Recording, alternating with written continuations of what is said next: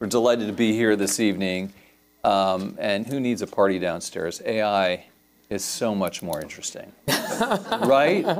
It really is, actually. And of course, it's, as Philip said, I mean, the world is just talking about it nonstop. And I'm sure you guys have a lot of questions. I have a lot of questions. So I'm really delighted that Jeff is here this evening. And we'll, as Philip said, we'll have a chance to hear from you guys as well. But I guess my first question to you, Jeff, is what does a Global Chief Innovation Officer do for a living? So thank you, Andy, and thank you to the Asia Society for having me and us here. I grew up in California. I went to school out there at Stanford. I did economics and engineering, a master's degree in engineering, and then I did my MBA all out there.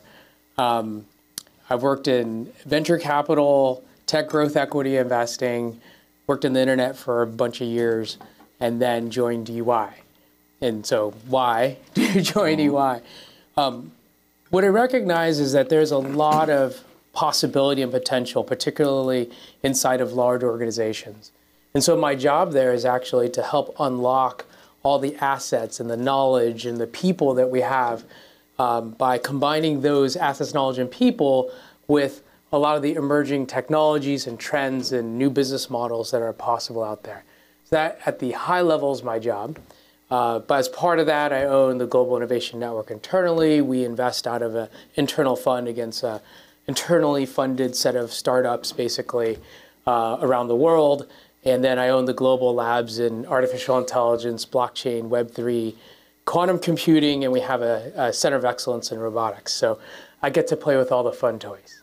That is a lot of stuff. Now, Andy, before you get started, actually, as a part of this, we thought we would give you a little gift, a little fun sort of thing, because Andy, as everybody should know, is one of the remarkable journalists of our era. So what we did is we created a little short video movie for you. And so if they could play the video as our thank you for you doing this today. Really? Okay. Wow. We cue? Yes, there we go. In a world where time stands still for no one man dares to race against it. Meet Andy, a punk rock journalist with a flair for the extraordinary. Armed with his time machine and unbridled curiosity, Andy embarks on the most exhilarating marathon of his life. From the roaring streets alongside Rockefeller, discussing the rise of industries, to dodging dinosaurs and uncovering the secrets of ancient commerce. He races through time, challenging economic minds from medieval markets to futuristic metropolises. But as the time ticks away, will Andy manage to stay ahead of the clock?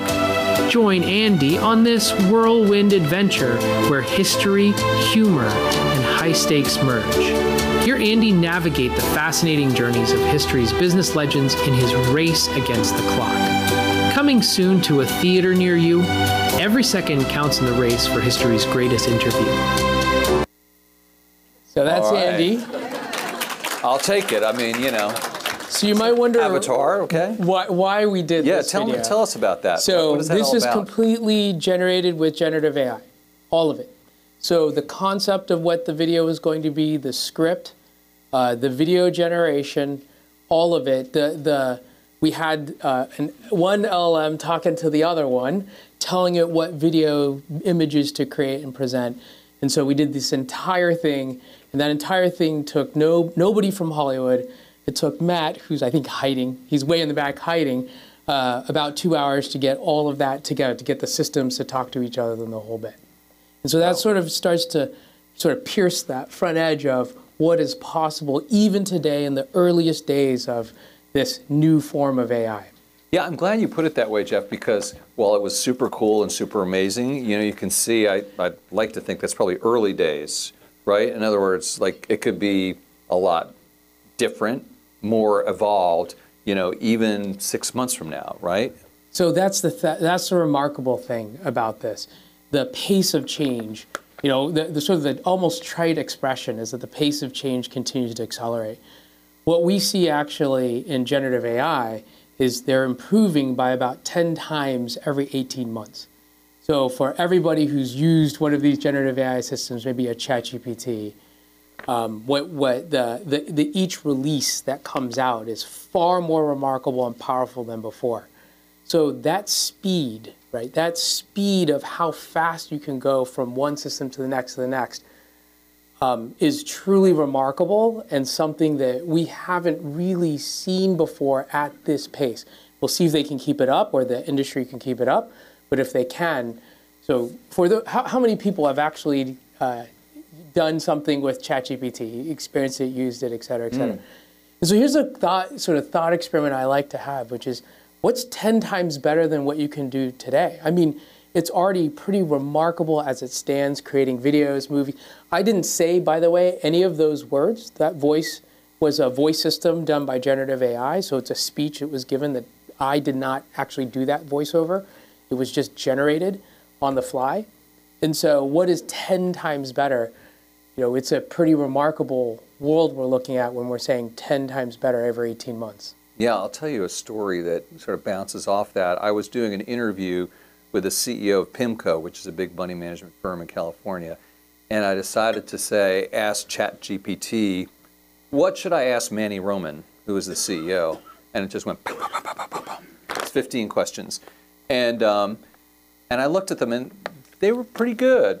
And in fact, I went on stage and asked them a couple, and then I told the audience, and everyone gasped. I mean, it was about 6 months ago when it was still so new. People were like, oh, you can't do that. It's like, sure. And I felt pretty good about myself that, like, these questions, I would give them sort of a B+, you know. Where's PIMCO going? You know, great. That kind of thing. And then I realized I was going to go home tonight and go to sleep, and ChatGPT was going to be staying up all night and getting better. And then tomorrow night, same thing.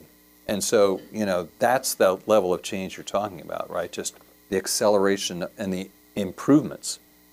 And yes, the improvements are truly remarkable. I mean, everybody probably seen the statistics out there, right? It goes from not being able to pass the LSAT, sort of the legal entrance exam, to 90+%. Being able to pass the honors biology AP exam that my kids take, but I don't know anymore how to do. But the ability to go from sort of, okay, it does these interesting things, but not really that great.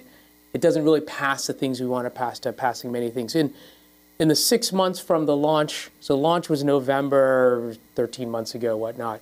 And then they relaunched a new version in March-ish, so about 6 months after that. It went from, we sent a dozen sort of accounting and tax tests through the system. The first version of it passed 1 out of 12. The second version that they came out passed 8 out of 12. Right? So it passed a whole series of exams that we ask our people to pass, and it just did it by us feeding the questions in and answering it. So these things are continuously improving in the back end. So ChatGPT is put out by a company called OpenAI, which you guys have all probably heard about, which has been in the news a lot, which is, depending on who you ask, controlled by Microsoft, or Microsoft has a big investment in it. And they're obviously the most popular consumer-facing way to access this technology. Where does that stand? Will they be like the internet browser, you know, like, that will they have a dominance in the consumer space the way, say, Google's products do? Or how do you see this all planning out? So there are several, in the West, so we should be clear because with the Asia side, in the West, there are several large companies that are pursuing this alongside them. So Facebook, Google's, all of them are pursuing, they have their own platforms and own strategies. Some are open source, so they're opening up to the community. Some are more still controlled systems, right? So you have a whole series of things. You also have a number of large general open source opportunities to do here. So we're monitoring, for example, measuring 66 different open source applications running against all those series of tests that we described. So we're watching all of this right now. There are certainly interesting early leaders that have captured the imagination. The launch of OpenAI's ChatGPT was the fastest consumer launch in history, so faster than anything anyone has ever seen, 0 to 100 million at least. And so they have that early lead, but there's a lot of players. That's in the West. Yeah, what about Asia? Out in Asia and China, they have to have their own series of different sort of large language model providers. And they're certainly, while they didn't come out early with it, those investments were more based out of the US, they're certainly racing along the way. And as we're seeing with all the regulatory pull apart, a lot of the Asian companies obviously have to play off of the Asian platforms. So we're seeing that as well. A lot of the Chinese platforms that are out there are being galvanized by the Chinese companies that have to use them. And with privacy concerns in Europe, does Europe have its own players as well, or the American companies dominate there as well? Right now, the American companies are dominating. You remember, this is actually from 2018. I might be getting that year, 1 year plus minus off. This was written out of a Google research paper. So the fundamentals of how this works was a Google research paper. So a lot of the startup companies that you see that have sprung out from it are all the original authors of that paper spreading out. They're all out in Silicon Valley, so they're all in and around there. So that's where the fount of it is. But the rapid nature of the spread of this is truly one of the remarkable things we've also seen too. Right. People have figured out how to do these things, so they're launching a whole different series of systems around it. But still, the core of right now is still primarily around the U.S., if you're talking about the West. And there's this notion of co-pilots. Like, everyone seems to be latching onto this concept that it's not something that's going to take over what you do. This is sort of speaks also to the, don't worry, it's not going to replace jobs. It's just going to help you do your job better. And Microsoft is pursuing this strategy with a product called Copilot. Called Copilot. Can you explain how that might work? You know, what would be some examples for people to use them as copilots? So if you, everybody here writes emails, right? So what a Copilot can do is it can take the context from your emails, and then it can write the next email response for you. So instead of you having to type that thank you note back, or here's the next 2 steps in this sort of project that we're working on, it'll suggest by filling in that blank and saying, hey, we've seen all your email history. We think this might be your response. The other thing you might do is in a more corporate environment, you can be doing a meeting like this back and forth where we're discussing a project. In the back end, it'll record everything that's being said, and then it'll send out the notes and priorities just on the recording. So no one actually has to take notes anymore. It's send out all of those next steps and et cetera, for you. And so that's how it will aid you in terms of getting through your day job much faster and better, right? And this is all going to be integrated in the variety of suites that they have. Clearly, the other productivity suites that are out there are also thinking about this, so you'll probably see this across a number of different productivity suite platforms and software platforms in general. So you mean Microsoft, and then as opposed to like Google, and you know Google's coming back with Bard and all that. Yes. You know, I mean, there's this skeptical questions, I'm sure, are like percolating in everyone's brains, right? Like what could possibly go wrong with a Copilot writing a sensitive email? And like, oh, don't worry, that'll fix that the next time. Well, I got fired, right? So what about all that stuff? Right? So currently, everything that they do is going to be reviewed by you before you hit send. So if you hit send on that bad email, that's still your fault.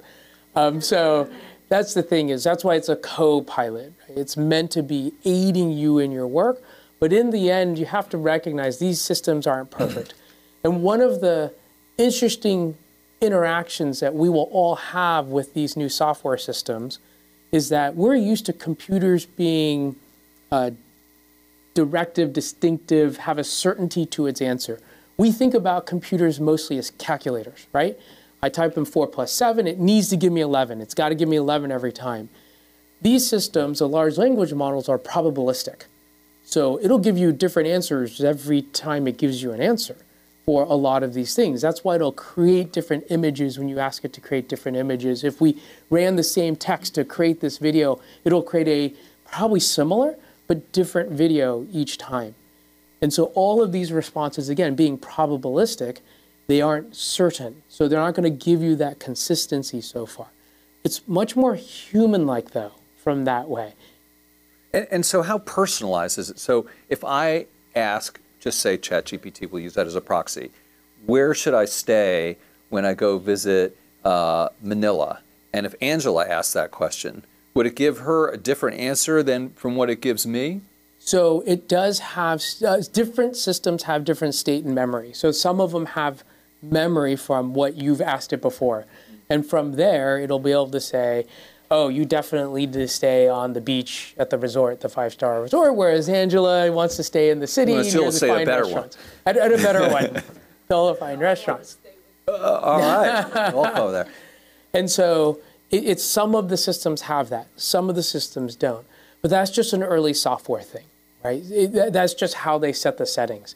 So over time, you would imagine more and more they're going to set them so that they have sort of state and memory. There's already ways to enhance the system, I'll put it that way, for some of the platforms where you can put in, this is who I am, this is what I like, et cetera, now answer all these questions with this in mind, right? So you can do this already, you have to do it slightly more, it's very slightly more sophisticated than sort of using ChatGPT on the front end. You know, one thing I've discovered, Jeff, with sophisticated software and technology is that it's more trouble than it's worth. And I have that experience with Google and Bloomberg, for instance, like the Bloomberg terminal, you know, you use like 0.1% of it. And, you know, figuring it out, it's like, I'll just look it up myself.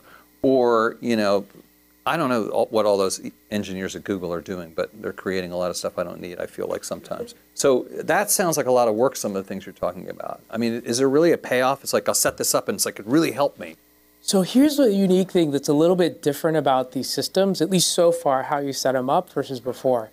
So when you, again, you think about computers now, you're thinking about it much more deterministically.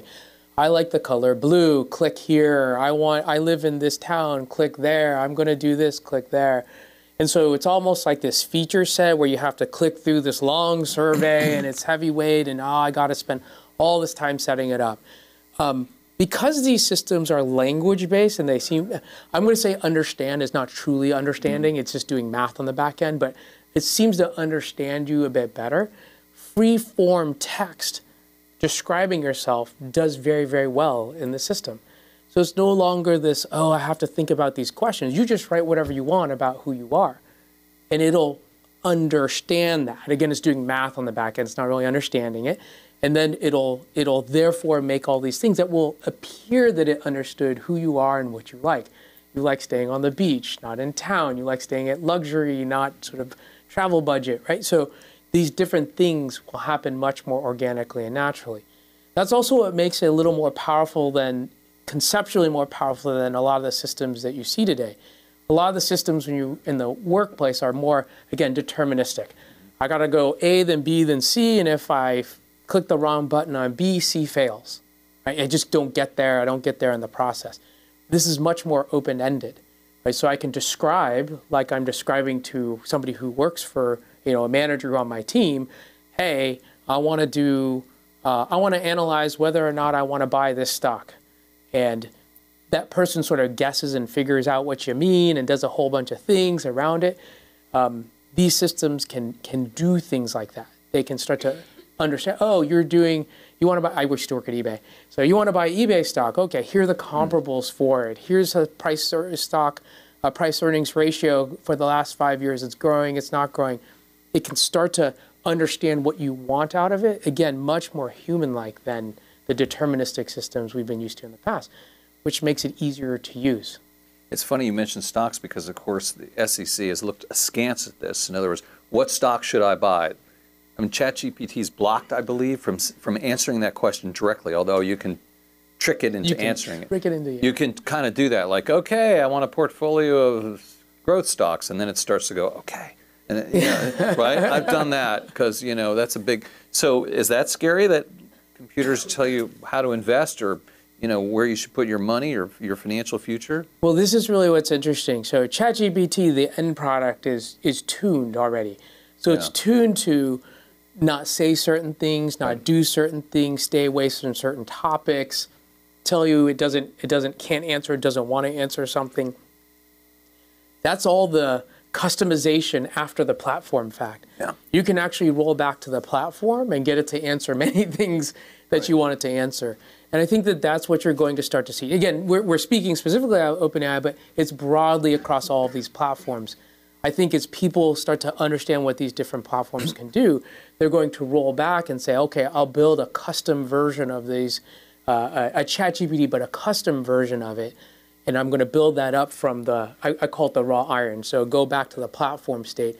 And then you can build one that more fits your sensibility, what you want it to do, what you want it to say, what direction you're interested in. So there's a whole series of interesting work that's being done from a certain set of large companies around this particular idea and topic, building the custom version of it for themselves. Yeah, I know Morgan Stanley is actually using it already. And so if anybody, customers of Morgan Stanley, you might want to ask your rep, is that really you? Or Yeah. But again, it's a co-pilot kind of function, so that's interesting. So one of the things that many of you read probably about OpenAI was this war that they just had, like about, 6 weeks ago or four weeks ago, where there was a blow up with Sam Altman, who was running it, and the board got rid of him because he wasn't transparent, they said. And some of that has to do with this debate over go fast or go slow with AI. And I'm wondering, Jeff, where you come out on that. Are you scared to death and stop everything right now? I suspect you're not. But, or just run willy-nilly. Where do you come out?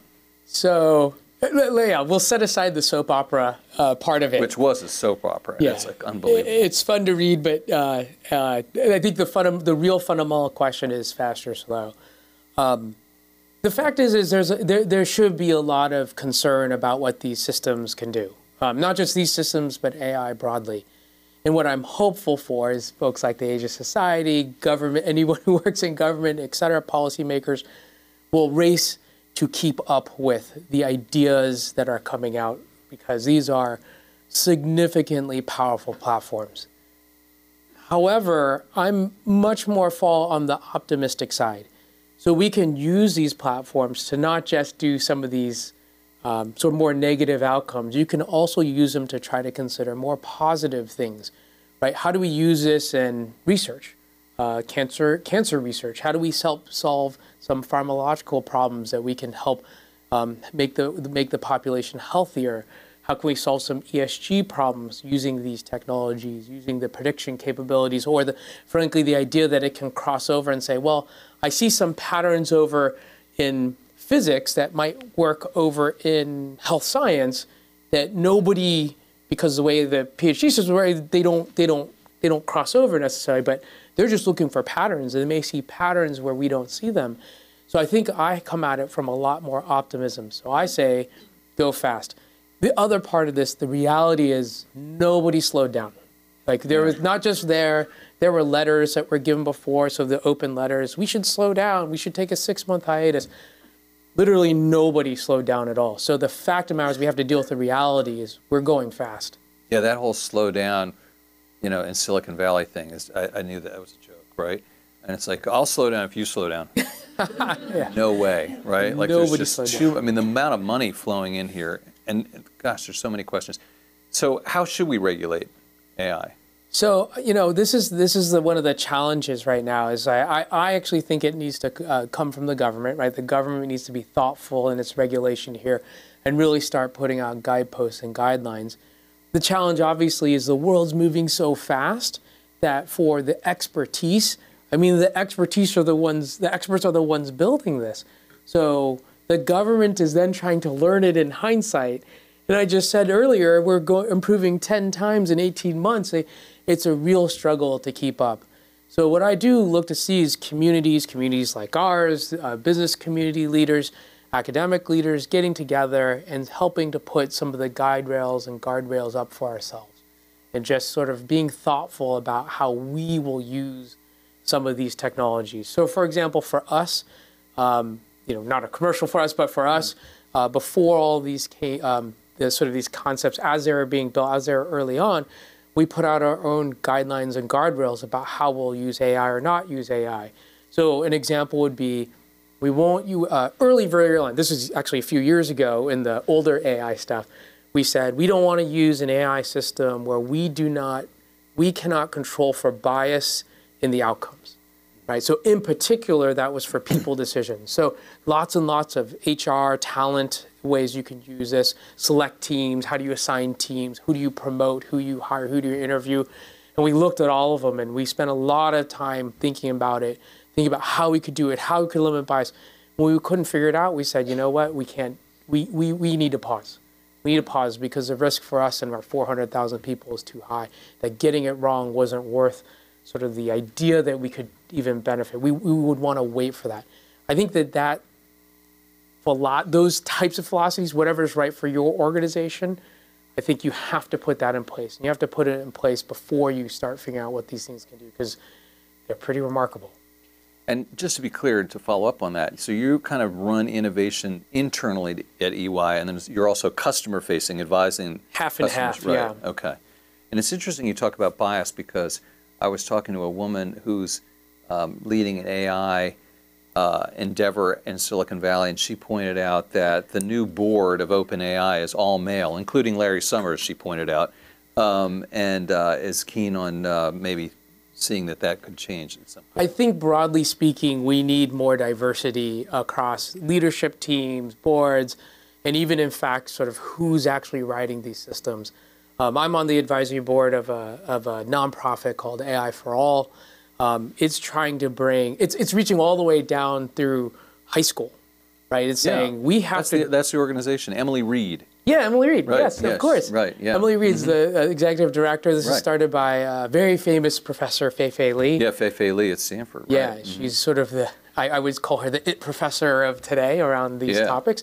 So she started this because what she recognizes, she was sort of unique, this immigrant Asian woman inside of all the rooms she was in as this massive AI leader, that she was very unique. And that in fact, to develop the pipeline, you had to reach back, not at the university level, you had to go back to the high school level and maybe even further to make sure we're generating that pipeline. And that's, I think, one of the challenges for even board C-suites, but also this pipeline. It's incredibly important that we have diverse leaders a part of these conversations, the ones who are writing the algorithms, the ones who are generating policy around this, because it's very, very easy to miss the bias or some of the problems that can be associated with it if you don't have those leaders in the room. I'll tell a story, and this is a startup company. It's interesting. It's a minority woman startup company, AI, and she was doing the training. And to do the training, she had hired a bunch of women. They were overseas, I think in the Middle East. And they're training on images, pictures. We're training on these images. And what was really interesting, so they're training, it's early stages, startup company. And what was really interesting is the women actually came there and said, by the way, you have all these pictures, but you have no women that look like us in the training set, right? And it takes somebody who would notice that they're missing in the training set to tell you that they're missing the training set. So, but would the LLM be able to tell you that? Shouldn't it be able to tell you that itself? It can tell you, you can ask it to inspect itself. Right. So yes, it could probably come up. You can ask it to inspect data sets and look at this and ask it about bias. So that's a good possibility, but you have to ask it to, right? And I think that's the miss that some people have. They don't always ask it to. You know, why is it that Hollywood sees this as almost entirely dystopian? And, you know, you think about the movie, you think about Westworld, the TV show, Ex Machina, what else am I thinking about? Westworld, I mentioned, yeah, Westworld. The Matrix. The Matrix. The granddaddy of them all, right, going back, right? I mean, these things, that wasn't pretty. Where are all the, futuristic AI robotic movies where, like, there's co-pilots, and I'm not doing anything because the co-pilot's doing everything, and I'm hanging out at the beach, So why do you think that is? Well, have you ever thought about that? I don't sell movies, but you have to have conflict. Okay. right? So you have to have conflict. Right. And at some level, they had their own version of their fear sort of being released. So obviously, the strikes of the directors and the actors. I mean, part of that little thing up front was sort of exhibiting why there probably is concern in that industry, right? We're able to generate, that was just a fun one we did for Andy. We've generated movie shorts talking about utopian societies, also thanks to Matt, wherever he happens to be. That came out of his brain to ask the question, so he should deserve credit for it. So we've done a whole series of fun things, again, to show the power of how it might be disruptive in something as creative as movie making. That's fascinating that you're implying that those people are writing those screenplays because maybe consciously or subconsciously they're scared of their jobs being taken away. Wow. I mean, that's interesting. And, Yeah. you know, I mean, but that was part of the strike. Absolutely. That was part of the strike. How is it, not just street, but how is AI going to be used as a part of this? And then you also see a lot of the rights associated with it. Do you use your image, likeness? That's my voice. Sorry, hit my mic. That's my voice. Should I be paid for that aspect of it? And now you're starting to see some legal moves by companies saying, wait a second, you're taking inspiration from my music or my book or my newspaper, right? How should I be compensated or not? And what's my rights associated with this? So that question that Hollywood is asking is actually a question the broader community is asking now too. Well, let's talk about that New York Times lawsuit because that is obviously front and center here. They sued OpenAI and Microsoft. OpenAI here, Microsoft, go where the money is. But they're a partner, right? And they tried to negotiate a settlement, I mean, not a settlement, an arrangement, I should say, whereby it could license or ingest or scan their content, but were unable to come to terms.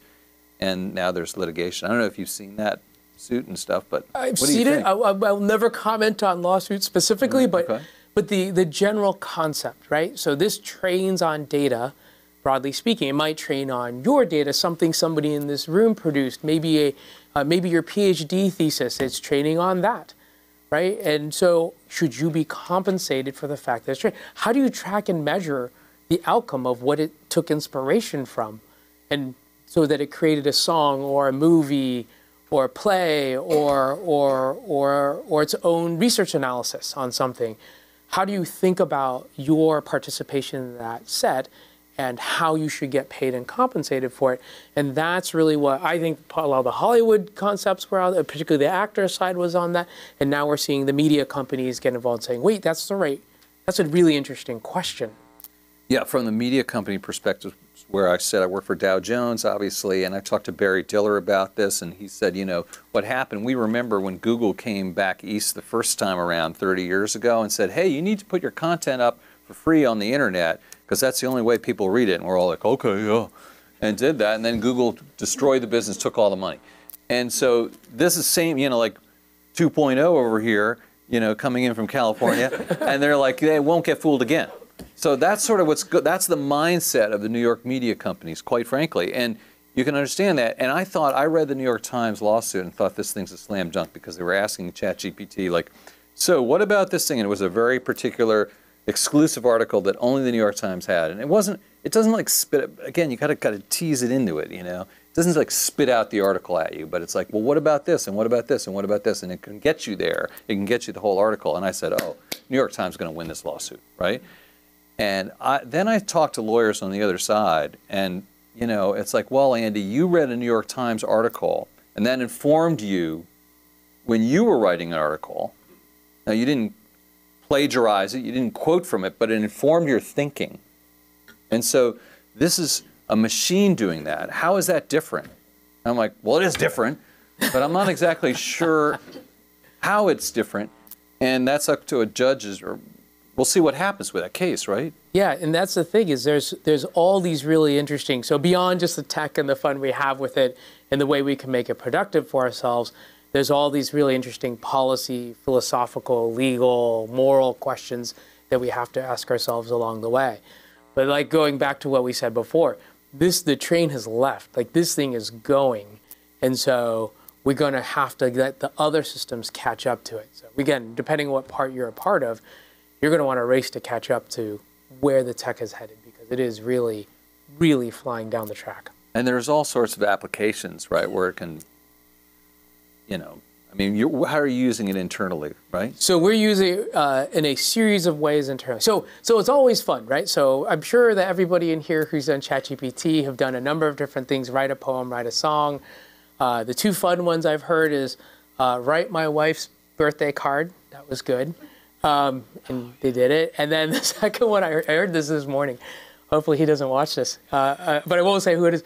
Write the letter from Santa to my kids, and apparently it worked, and they were fooled. And so that's all the fun stuff that you can do. But the fact is for the big money to come in, this has to be about the enterprise, right? This also has to be about the enterprise. And how do you use this? So we're doing a whole series of things around this, as you can imagine. So one fun thing we're doing is, give me an investment banking analyst, like be my investment banking analyst for me. So anybody who's in the financial services industry, it's basically, can you create an intern or better level of help from this ChatGPT system? So I alluded to before, if I say, hey, I want to buy eBay, write me a report on it, it would understand and put together all the different things that we can do there. We can get it to pick comparables, do the comparables, pull the data, chart the data, et cetera, do a bunch of analysis and things like that. We're using a couple other tricks along the way, but they're not hard tricks and it's not hard to do. And so we're getting more and more sophisticated. So our next step there is to write the full report, right? Just generate the full 10-page report, just like your manager would if you're a partner at an investment bank and you have somebody ask them to do it. The other sort of more fun thing, and we can show we did have one more video. This is less fun than the first one. But if we can cue up the video, the other thing we did, it was fun because we have to give a lot of talks about different things that we're doing. So if you want to play the video, and again, this is just showing some of the more fun power of it. We're going to go a little bit to the raw. All right, so we're hitting for those of you, we're hitting the back-end API of, in this case, it's OpenAI. And what we did is we took a presentation that we had before and we're uploading it into the system. And then because of time and we didn't want to do it, we're going to one specific side which shows like the evolution of technology over the timeline, right? So as you can see, it's a pretty blank slide and we say, create a speech around this slide. So here we go. It generated the speech around this slide, right? That's the time clock. That's 3 minutes, not 3 hours. Ladies and gentlemen, esteemed colleagues, and everyone with an interest in the exciting world of web innovation, today we venture on a journey through time to witness the remarkable milestones that have shaped our digital landscape. Let's begin in the year 1989, a pivotal moment that marked the dawn of the modern internet with the introduction of the World Wide Web. So again, that's me giving a speech that I didn't write, that I didn't speak. The slides we did, but we didn't even have to do that, right? That's something we could actually. Sure thing. Let's take a whimsically brief tour through the annals of web innovation, shall we? So it made it funny. Picture it. 1989, big hair, neon clothes, and bam, the World Wide Web drops like the coolest mixtape ever. Suddenly, everyone's dialing up to the rhythm of modems screeching like electronic banshees. So I can do it. Now my stand-up career is solidified. Yeah. And then we asked it to translate it into Greek. Φανταστείτε το. 1989, μεγάλα μαλλιά, νέον ρούχα και μπαμ, το World Wide Web κυκλοφορεί σαν το πιο cool μίνι μουσικής που έχετε ακούσει ποτέ. Ξαφνικά όλοι συνδέονται ακούγοντας τον ρυθμό των μόντεμ που ουρλιάζουν σαν ηλεκτρονικά τέρατα. The next one will be easier. So we asked it to do it in Mandarin. Oh, check it. Now we know. Now we go. 想象一下，1989年大波浪发行，霓虹服饰突然间，砰！万维网像最酷的婚姻带一样出现，所有人突然开始连接网络，调制解调器尖叫的声音就像电子女妖那样刺耳。So now I can give a speech that I didn't write in my own voice in any language I want, pretty much around the world, right? That's a remarkable tool. I hope she doesn't kill me. I was talking to our CEO, our chairman-elect CEO today, and she's like, that's great. Can I have that? Because then I can give a speech once and I can have it play all the way around the world. So, in terms of productivity, right, that's another example of a way that you can sort of see this productivity, that you can change the nature of what you can do in business. And that's sort of a different fun example. The financial services one is a little drier, so we didn't put it up there. Why were some of you guys laughing at the Mandarin? Was it bad Mandarin, or was it just kind of funny to hear robots talking Mandarin, or was it a good Mandarin? Really? It was not. Yeah. So it has to get better. Well, that speaks to That speaks to some of the training right associated with it. Yeah, we recognize all sorts of sort of nits and gnats and details. For example, you can't take my voice training the system in English and have my voice in Greek. You had to have a native Greek speaker to therefore train it in Greek. And I guess we didn't have any Greek people in the Greek speakers in the audience to do that, to make sure it was okay. My Greek team, again, says it works. But that's sort of the nature of this technology. And just think what I said at the very beginning. What's 10 times better than this? 10 times better than this in 18 months. But it could be confusing. Someone I know put into ChatGPT, write a story like Andy Serwer, and it came out, it wasn't very good. And I was like, well, you're not very good. And it's like, okay, right? So, touche. Yeah, touche. exactly. Who knows, right? Be careful what you try to ask it to do. So you talked about, there's the consumer. It's sort of like the rest of the technology world. There's a consumer side and the enterprise side. And, Microsoft stock just hit a new all-time high today, making it the most valuable company on the planet, eking out, passing Apple a little bit. I think Apple ended up the day higher, but, these giant companies. And Microsoft is benefiting tremendously from this, in part because they're powering Azure, which is their cloud business, through this AI rollout. And my understanding is they say, you gotta, if you're using Azure, you want to be able to use AI in Azure. So in other words, you have your data in the cloud, and then AI is going to make it supercharge it. So can you explain that to me and the rest of us? So all of these software systems, everything that's happening right now is all going to be turbocharged with these systems. There's a lot of, for example, the actual original remarkable aha was that the AI, the large language models could write code quite well, right? So that was the original thing. So you can start to do, if you had inclination to do it, you could describe a video game that you wanted to do, and it would write basic code to do that video game, right? And you could take that video game code and you could put it somewhere else. So similarly, it can turbocharge a lot of these cloud platforms, which you have to configure and code, et cetera, inside of it. And it'll have all these remarkable capabilities and tool sets that just weren't there before. So again, the acceleration of what's possible is remarkable. The other interesting thing is when you look at the cloud providers, the amount of demand for their CPUs, what in the AI world is GPUs, but more commonly people know CPUs, processing power for these systems. So at least currently, for each, so instead of a search, you do inference, right? So you give it a prompt, right? You give it a prompt, and the power associated with the prompt is far higher than it is with a search, because it does more. It takes in the language, understands it, it does a bunch of things, it comes back with language. So it's doing more in the back end. So the demand for these cloud services is just through the roof. They cannot keep up with the demand for the cloud services, where you see the knock-on effects of the chip companies and all the box companies that power this. That's why you're seeing skyrocketing valuations, high sales, beating targets every quarter. They cannot keep up with the power associated because of the usage pattern that all of us are doing with these large language models. Investors take note. And NVIDIA, of course, is the other, that is the investment to take advantage of AI so far, really, the public one that in the public markets, right? I mean, that company's gone from significant to massive.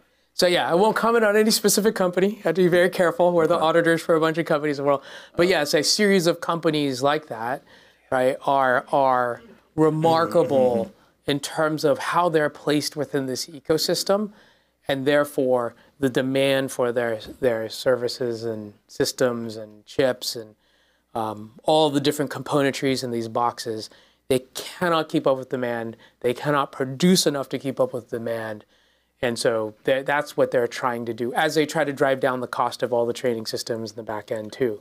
It's an amazing sort of moment, a different trajectory in the technological world right now.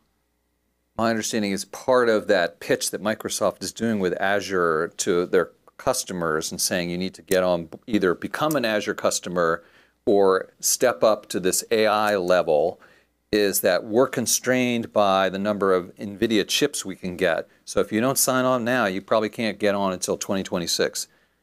Wow, what a great sales pitch that is in this frenzy right now that we're in. But it's expensive to make LLMs, isn't it? Yeah. Why is that? Yeah, so a lot of it is is basically the back-end processing power. Because there's such a bottleneck of this processing power, you're talking at the larger models, the ballpark numbers are tens of millions of dollars per training run, right? So it is a very, very expensive world that they exist in because these back-end boxes and systems are so in demand that it's incredibly expensive. Now, everybody's trying to build capacity and drive down the cost precipitously, which would, and I don't actually like this word, but democratize. It'll allow all of us to have more and more of these custom models for ourselves. So it's not just at the high end, the big companies that can afford these large check sizes, to bring it down to the small, medium-sized company. And while we are a large company, so it kind of benefits us to have these large tickets, so things that we can afford that other people can't. Being the innovation guy and having grown up in Silicon Valley, I actually think it's better for all of us if it's available to all of us. Like any companies, through the small, medium-sized companies, to create these different new products and new outcomes for your customers. So I'm hopeful that they're able to figure out a way to build capacity. But I mean, they're down to building flattening land and putting buildings down associated with this at a very differential rate from 15 months ago. You alluded to a risk that people are talking about, which is that, we've caught in a world right now where it's dominated by these 5 or 7, magnificent 7, or the big 5 technology platforms, super scalers they're calling them right now, right? And isn't this just going to be replicated yet again, particularly because of the price tag of all this work? So that's the hope. That's why I think that the more that we can make this available to more people, more companies, ideas, it's the better. And I don't want to see a situation where, I would prefer not to see a situation where, again, the access to the internet early on, right? Where was it and who ran ahead? The faster we can make sure this is in the hands of more, the better. Because that will allow everybody to participate in some of the upside and invention involved with this. There's a remarkable set of possible inventions that come out of this. One thing, again, we didn't show it, but we created that travel concept, right? We created a travel site, but it's not like any internet travel site that you have, right? I can just say I'm headed to Manhattan, as you said. I'm heading to Manhattan. Tell me where I should stay, what I should do, and blah, blah. And it creates an itinerary for you to see, do different things, the stars. Oh, wait, I have kids. I'm bringing these age kids. It figures out what that plan. It plans all of that for you much more dynamically. Clearly, everything we can do, but much more dynamically than before. Much faster, much easier. I think a better service than we've seen before. Right? All of those opportunities exist. And as we've seen before, these great young, well, not necessarily young, but these great entrepreneurs from everywhere in the world can find and invent these things. If we make this only available to, if you can afford the multi-million-dollar price tag, it's going to be within a certain set of entrepreneurs who have access to venture capital. A lot of my friends in Silicon Valley, they've done well. They don't even know better. We should spread the wealth and let everybody in on this. And let everyone's imagination be a part of it. Yeah, it seems like that's going to be hard, just given what's going on. So we're going to open it up to questions in a few minutes if you guys have any. But I do want to ask you about some other things in your purview. Oh, yeah. Because there is a little bit of other innovation going on right now. Yeah. Like there was a little thing that happened this week with crypto and Bitcoin. If anyone cares about that at all, the SEC said, okay, you can do it a day after they said they would, but they said they were hacked. But in any event, so what is the latest with crypto and why should we care about it? So the interesting thing Andy's referring to, so for those of you who haven't read the news, because it really happened in the last 24 hours, is the SEC approved 11 Bitcoin ETFs that allowed sort of legitimization of allowing sort of making it a lot easier for the average consumer, for people to get money into Bitcoin at least, and the whole series of different cryptocurrencies behind that. What's really interesting, if we want to touch on different technologies, is a lot of people have poo-pooed blockchain and crypto and said, oh, it's dead, crypto winter, it's all done, it's all fake. If you actually map, Andy, the traction of crypto from year 0 to year 2022, we don't have the 2023 numbers yet, and you start the internet at year 0 at the same time, the user numbers match quite nicely. The lines almost sit on top of each other. So that's an interesting fact. Like, I'm not telling you crypto is real or Web3 is real. No, I'm just saying it's really interesting because a lot of people thought the internet was going to die too, and it didn't, right? And so you look in hindsight, everyone's like, of course we thought it was real. No, no, no. Back in 1999, somebody, and probably somebody in this room, said it was all going to collapse, right? It's not going to work, et cetera, et cetera. So that's really interesting. The valuation. So a lot of things that follow the crypto winners because of the valuation of cryptocurrency, which fell from its $3 trillion, went from $0 to $3 trillion down to $800 billion. Everyone says, see, I told you it's all fake. Then it went back up to $1.6 trillion at sort of the back half of last year. And then with all of this, it's $1.8 trillion was the number I looked up today. It's not a verified number, but the number that I saw pop up today is $1.8 trillion. Again, not telling you if it's real or fake, but last I checked, $1.8 trillion was a lot of money, right? And so there is something interesting here, and I think it's worth paying attention to. What I like to call the big money was waiting for, the traditional heavyweights, the banks, the financial services industry, they were waiting for regulatory clarity. To me, what this marks, less so the 11, which are trading really well, or trading really, there's a lot of trading action going on today. It's less so about that, but the marker that the agency, SEC in this case, is getting involved with helping define these regulatory outcomes, and that will allow for the big financial institutions, the traditional money, to be a part of this community, whereas they stayed out before because of the lack of regulatory clarity. So you said 1.8 trillion, right? And saying it's large. On the other hand, just to give you another perspective on that it's not so large, it's smaller than the market capitalization of Apple or Microsoft. True. Right? So just those two companies alone. So potentially that means... The time frame from 0 to 1.8 trillion was far faster. Mm-hmm. Right? Right. Far faster. But what happened to the metaverse? And like Mark Zuckerberg renames his company after this thing, and then it's not a thing. He should have like called it like AI. Yeah. Right? He should have. Yeah. He really should have. Metaverse is really interesting because, it's funny because everyone has to make sure that they're very careful about these hype curves, right? Everyone talks about the promise, but a lot of things need to develop. And so a lot of things there, when I talked about it before, was it is great in concept, like the idea that you can live in a different land and you can do these cool games and you could talk to people, et cetera, et cetera. But those things were heavy and they made me dizzy, right? They weren't that great, right? Like 30 minutes in, I'm like taking the headset off. And we own pretty much if anyone wants to visit our office in Palo Alto, we own pretty much every headset that you can buy, right? So I've tried every single one of them. When you start to see the super advanced ones, you start to see why the use cases are really interesting. But they cost $25,000 to put together, right? Because you have $7,000 headsets with $15,000 liquid-cooled computers on the back end. And it is remarkable what you can do inside of there. It looks like it's real. Like right now, most of the headset who's put on a headset in the room? Most people, right? Or at least half the crowd has put on headsets. It's kind of a cartoon. Most of the headsets I imagine you've had on. It's kind of like a cartoon. In here, you can see the pattern on the table. You could see, I saw one, it was a demo, of course. It was raindrops, and you could see the splash hit and the ripples on the wave. It looked real. You felt like you were actually there. So you can start to see the promise, but not everyone has $25,000 for it. I won't name any specific company, but it is interesting that there are some headsets that are being launched. Yeah. Maybe in the next quarter or two. For you, Apple's big new technology is did not say any words about anybody. I'm just saying new headsets are being launched. Which is kind of funny that they're doing that, but go ahead. So yeah, so what it is these things are not good enough until they are, right? So the certain companies are able to change the trajectory of what is possible.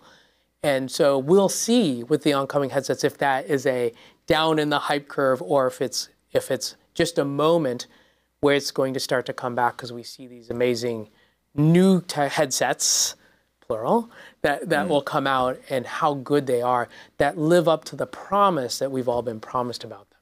But it's possible. I think it's possible that a year from now, if we're sitting up on a stage together, we'll be talking about the remarkable nature of, wow, this whole metaverse thing, we thought it was dead, and here it's back. But I also concede, maybe not. It depends on how good they are. Yeah, the use cases. And there's a movie there too, Ready Player One. Ah, I love That's the metaverse move, way ahead of its time too, Yep. right? Well, we're ready for some questions from the audience. Okay. Well, I saw you first, so you're first. Okay. Good. Wait. We got microphones. Yeah. Do I need to stand too?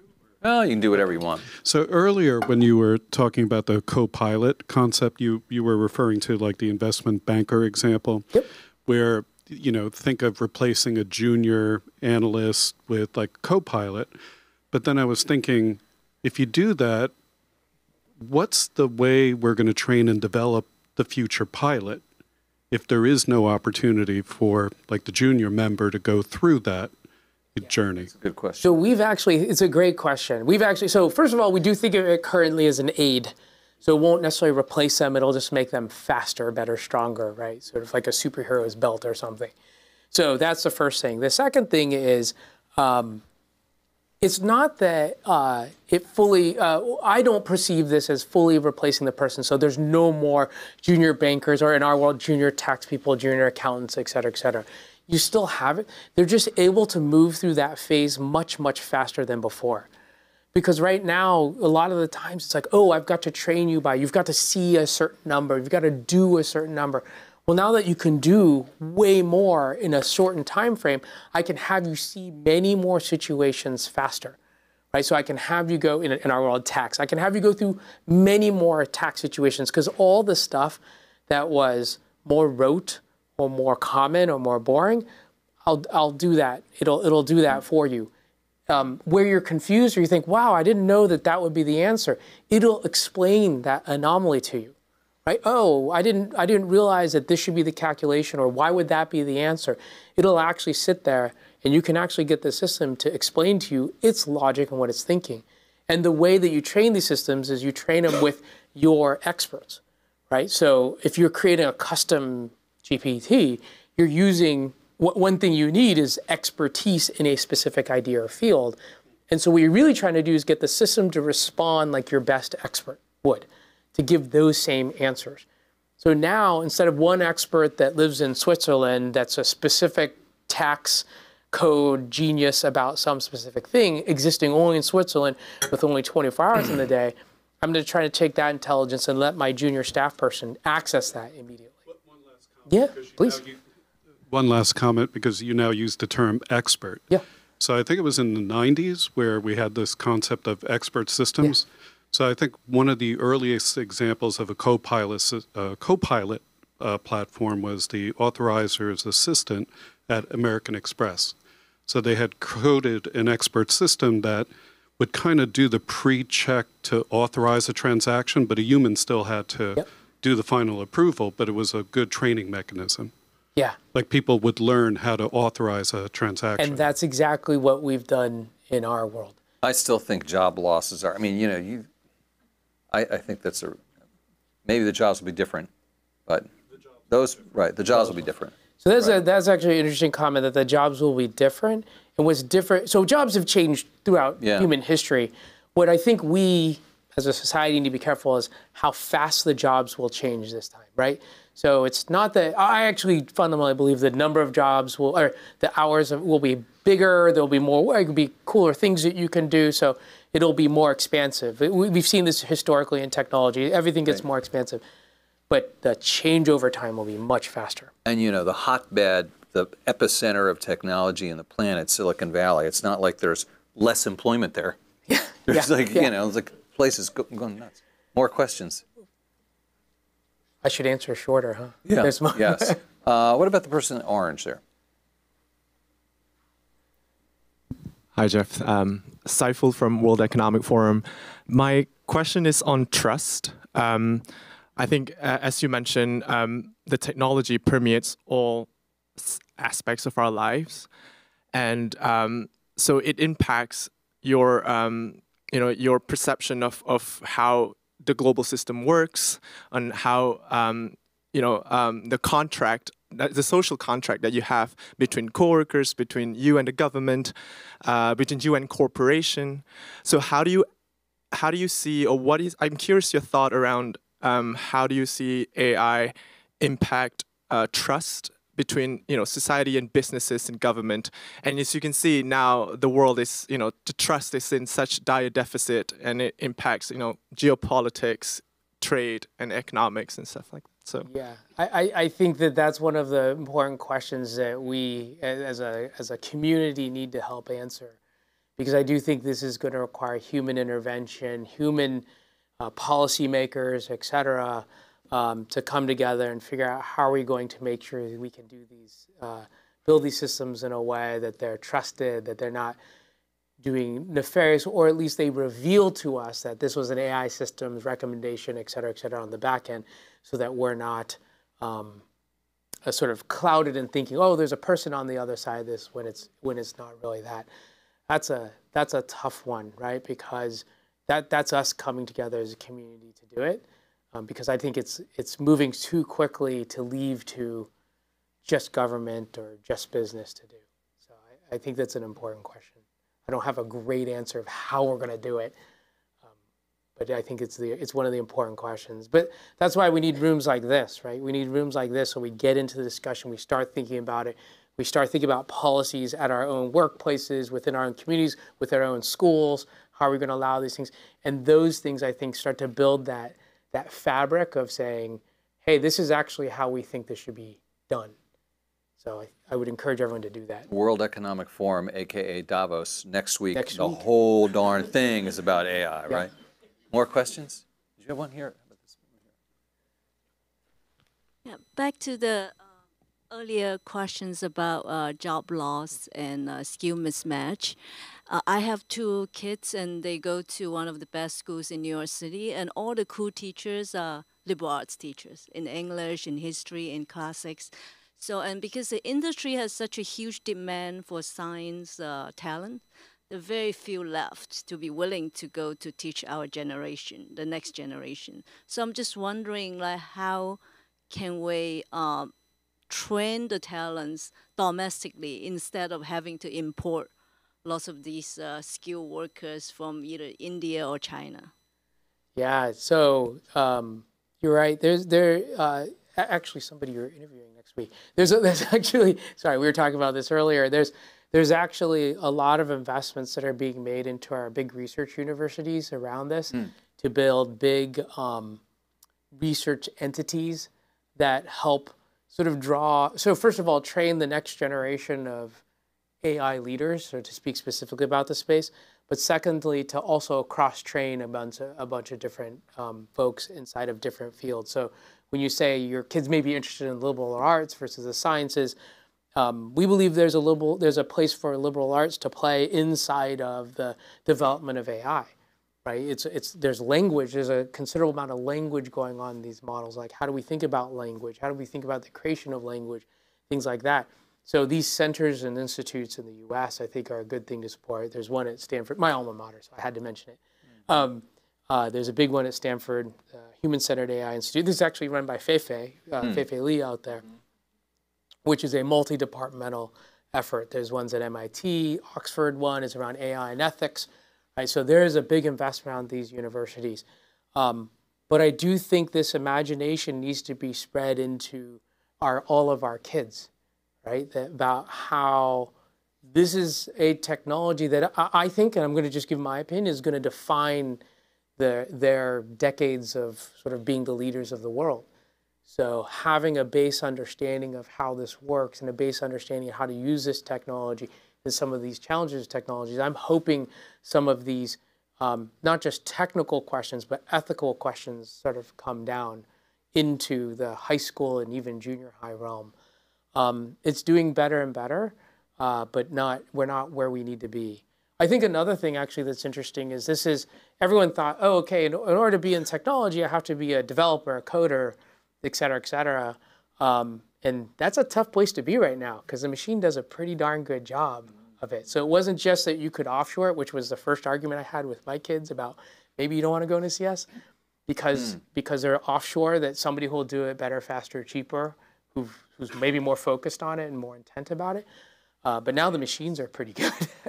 Like, really, really good. So, wow, that whole thing of like, oh, your kid's going to be, as a programmer, coder, CS major, that's going to have a job for life. tough spot. Yeah, Wow. I wouldn't argue for that. That's I have twin 17-year-olds, and one of them was into this, into coding for a little bit, and I said, keep going. Math, the math part, the AI math part, do that, right? And I think that that's really the point that I would, if you have kids, I would push them to the one step further, because I think that's where there'll be really interesting things happening still through their career cycle. Right, fascinating. Other questions? We have one right here, and then we'll go over to you. You might have one too. Okay. Hi, my name is Jan. I work for UI as well. Great conversation. I wanted to ask about one specific thing about data, because it's all about garbage in and out. And you were talking about restrictions, about ownership, about potentially royalties. And I remember when we met in Palo Alto a couple of years ago, you were recommending a book called AI Superpowers, and about the amount of data that one collects, and this is where the race is happening. It's about the machines, of course, computers, but it's about the data and how we access the data and who has access to data. And there was a comparison between the US and China.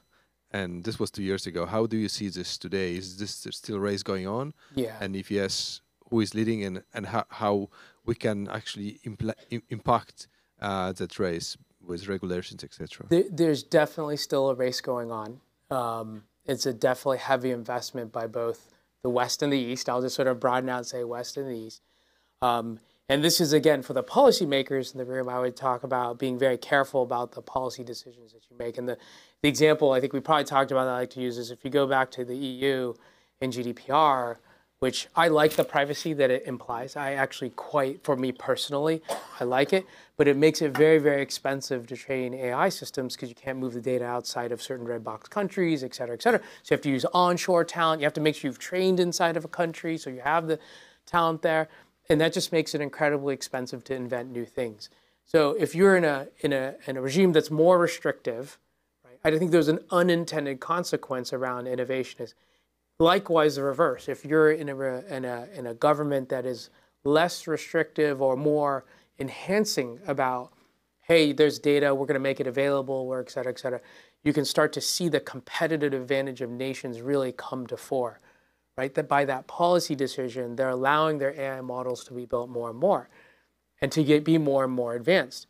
So I always like to say, like, you can have these restrictive data policies if you don't mind buying all your services from a different country. Like, and you just have to make that choice. And I'm not saying it's good or bad. I mean, I think there's certain governments that are in conflict with each other. You probably don't want to. But then also the productivity that comes from it.